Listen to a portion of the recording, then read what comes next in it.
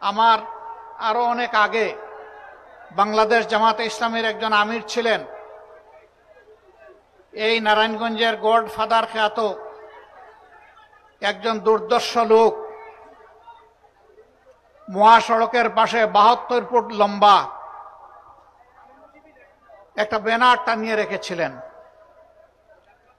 উনি সেই ব্যানারে লিখেছিলেন, অমুকের প্রবেশ নারায়ণগঞ্জে নিষিদ্ধ। আরেক ধাপ এগিয়ে তিনি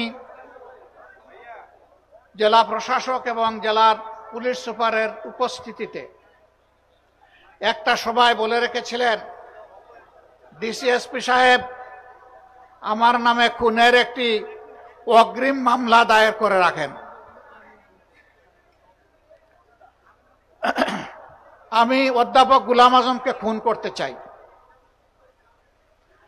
আলহামদুলিল্লাহ, স্বৈরাচারী সরকারের জুলুমের শিকার হয়ে কারাগারে তিনি থাকা অবস্থায় দুনিয়া থেকে বিদায় নিয়েছেন, কিন্তু গডফাদারের সুযোগ হয় নাই সরাসরি তাকে খুন করার।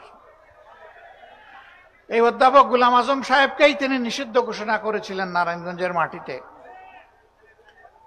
যে ভাই নিষিদ্ধ ঘোষণা করেছিলেন, আজকে তিনি কোথায়? তিনি কি নারায়ণগঞ্জে আছেন? অহংকার ভালো জিনিস নয়।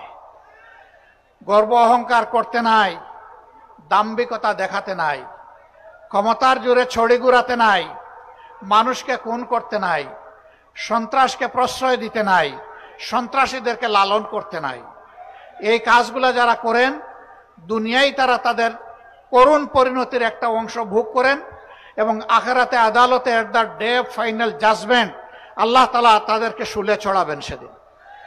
সেই শুলটা বাংলাদেশের বিভিন্ন দেশের বিদ্যমান শুলের মতো নয়, সেটা আগুনের মহাকুণ্ড। আল্লাহকে ভয় করুন, দাম্ভিকতা অহংকার পরিহার করুন, তওবা করুন, আগে মানুষ হন তারপরে মুমিন হন। আমরা কোনোদিন বলি নাই যে আল্লাহর মেহেরবানিতে কি এইখানে লোকদের একটু কষ্ট হচ্ছে, যারা মিডিয়ার ভাই তারা সামনে আসেন এই জন্য, তাই না? এইখানে আবার লাল পট্টি মাথায় বেঁধে কেউ কেউ হুকুম দিচ্ছেন পিছন থেকে বসে যান। না, কেউ বসবে না এখানে। তারা তাদের পেশাগত দায়িত্ব পালন করবে, ধৈর্য ধরে ইনশাল্লাহ আপনারা সহযোগিতা করবেন। তারা তো আপনাদের কথাগুলো জাতির কাছে, বিশ্ববাসীর কাছে পৌঁছাবে। তো এই কাজ না করলে পৌঁছাবে কিভাবে?